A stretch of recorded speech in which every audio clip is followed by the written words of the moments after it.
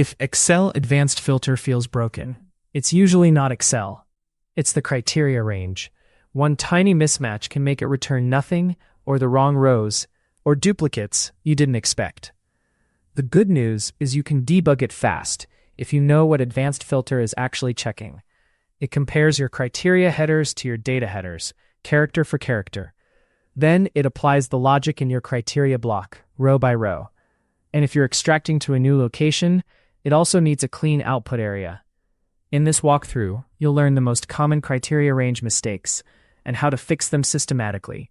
You'll also learn how to safely extract results to a new location without overwriting anything. By the end, you'll have a simple checklist you can run in under a minute whenever Advanced Filter doesn't work. That's what makes it a power tool instead of a mystery button. Next step. First, let's get clear on what Advanced Filter expects. You have 3 parts: the list range, the criteria range, and optionally a copy to range. The list range is your table of data, including headers. The criteria range is a small block with at least one header, plus 1 or more rows of conditions. Advanced Filter reads that criteria block like a mini query. Conditions on the same row mean and. Conditions on different rows mean or. That single rule explains a lot of wrong results. If you choose Filter the list in place, Excel hides rows that don't match. If you choose Copy to another location, Excel writes matching rows to your output range. And if you tick Unique Records Only, it removes duplicates based on the entire row. When something goes wrong, you troubleshoot by checking each part in order. List range, criteria headers, criteria logic, then copy to setup. Next step. The number one issue is header mismatch. Advanced Filter does not guess. If your data header is region and your criteria header is regions, it won't match. If your data header is order date and your criteria says order date, that can fail too, depending on exact characters. Even worse, trailing spaces are invisible, so region is not region. The fastest fix is to copy the header cell from your data and paste it into the criteria header cell. Don't retype it. If you need criteria on a calculated value, you still need a header that exists in the list range, unless you're using a special formula criteria setup. Also watch for merged header cells. Merged headers can make you select the wrong list range and break matching. Keep headers single cells whenever possible. If you fix only one thing in your process, fix header copying first. Next step. Next, confirm you selected the correct list range. Advanced Filter needs the header row included. If you start the range on row 2, Excel treats your first data row as headers, and everything goes sideways. A good habit is to click inside the dataset and use a selection method that grabs the current region, then verify the top row is your real headers. Also check for blank columns or blank rows inside the data. A completely blank column can split the current region, so your list range might stop early. A blank row can do the same. If your data is meant to be a table, consider converting it to an Excel table first. Then reference the whole table range consistently. Even if you still use Advanced Filter, the table structure reduces accidental range mistakes. Most it returns only some rows problems start here. Next step. Now let's fix criteria layout mistakes. Your criteria range must be a clean rectangle. Headers on the first row, criteria values underneath. If you leave a completely blank row inside the criteria block, you may accidentally create an OR condition you didn't intend. If you put notes or labels next to the criteria, and you include them in the selected criteria range, Excel will treat them as part of the logic. That can produce 0 matches with no warning.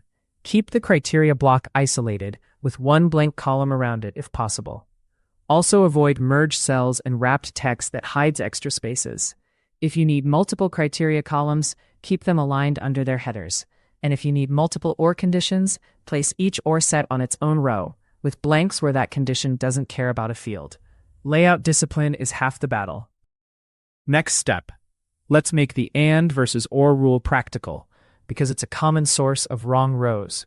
If you put region equals west and status equals open on the same criteria row, you're asking for west and open. If you put west on one row and open on the next row, you're asking for west or open, which is much broader. That's not a bug, it's the design. A quick way to sanity check is to read each criteria row as a complete sentence. Row 1, region is west and status is open. Row 2, Region is east and status is open. That means west open or east open. If you want status is open for all regions, put status open on the first row and leave region blank on that same row. Blanks mean no condition for that field on that row. Next step. Another silent killer is data type mismatch. Advanced filter compares what's in the cells, not what you meant. Dates are the biggest trap. A date that looks like 3/5/2026 might actually be text. If your criteria uses a real date, it won't match text dates. The same happens with numbers stored as text, especially IDs with leading zeros. Before blaming the filter, test one value. Does it behave like a number or like text? Also watch for extra spaces in the data itself, not just the criteria. A value like open won't match open. If your dataset comes from exports, cleaning steps like trim for spaces and converting text to columns for numbers can stabilize filtering. Advanced filter is strict, which is why it's reliable once your data types are consistent. Next step. Let's talk operators, because criteria cells can do more than equals. You can use greater than, less than, not equal, and wildcards. For numbers, you can type something like equals 1000 in the criteria cell. For text, you can use wildcards like tend to mean any characters, so ink matches anything containing ink. For not equal, use closed. The key is that the operator and value must be in the same cell, with no extra spaces in front. Also, be careful with criteria that look like formulas but aren't. If you type equals open, Excel may interpret it oddly. Keep it as plain text, unless you're intentionally using formula criteria. When results look wrong, simplify. Start with one criterion, confirm it works, then add the next. That isolates the exact condition that breaks it. Next step. Sometimes you need logic that advanced filter can't express with simple operators, like amount is above average for that region, or date is in the last 30 days. That's where formula criteria comes in, and it's easy to get wrong. The formula criteria header must be blank, or a label that does not match a field name. The formula must refer to the first data row in your list range, and it must return true or false. For example, you might reference the amount cell in row 2, not the whole column.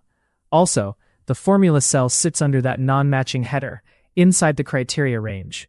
If you accidentally use relative references that shift incorrectly, your results will look random. When debugging, evaluate the formula on a few rows manually. If it doesn't return true where you expect, the filter won't either. Next step.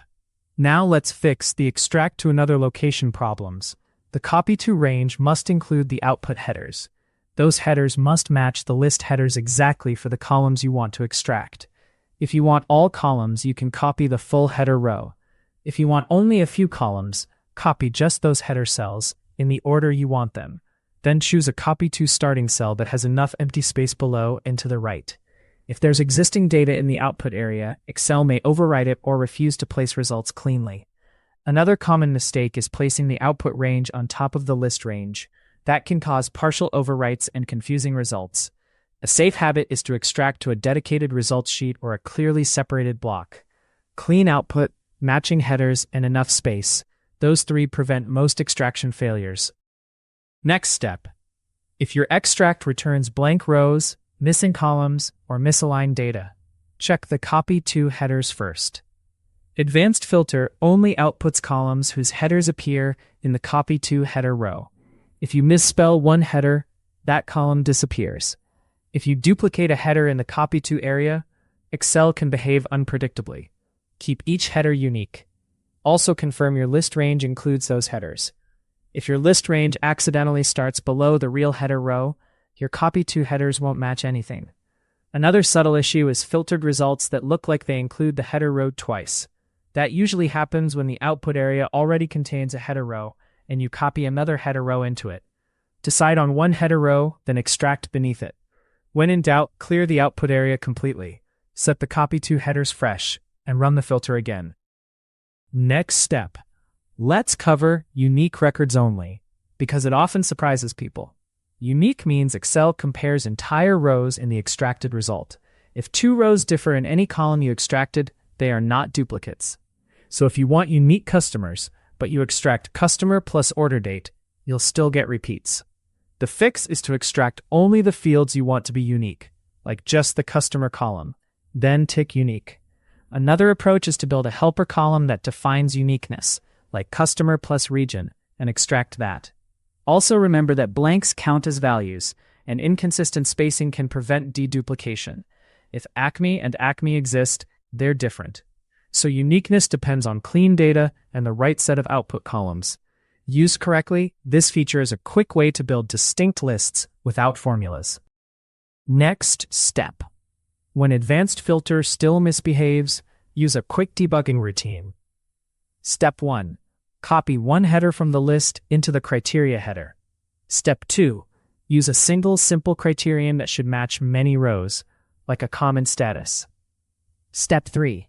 Run the filter in place first, because it's easier to confirm you're getting matches. Step 4. If that works, switch to extract to a new location and set the copy to headers by copying from the list. Step 5. Add criteria one at a time, and after each addition, run the filter again. The moment it breaks, the last change is your culprit. This approach prevents you from guessing. It also teaches you whether the issue is logic, layout, data type, or output setup. Once you've done this a few times, advanced filter stops being fragile and starts feeling predictable. Next step. To wrap it up, advanced filter is strict, and that's why it's powerful. Most failures come from small, fixable details.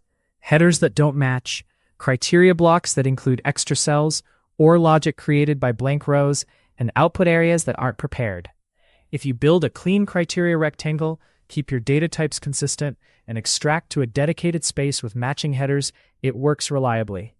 The next time it returns nothing, don't restart from scratch. Run the checklist: list range, headers, logic, data types, and copy to setup. If you want one habit that saves the most time, it's this: copy headers instead of typing them.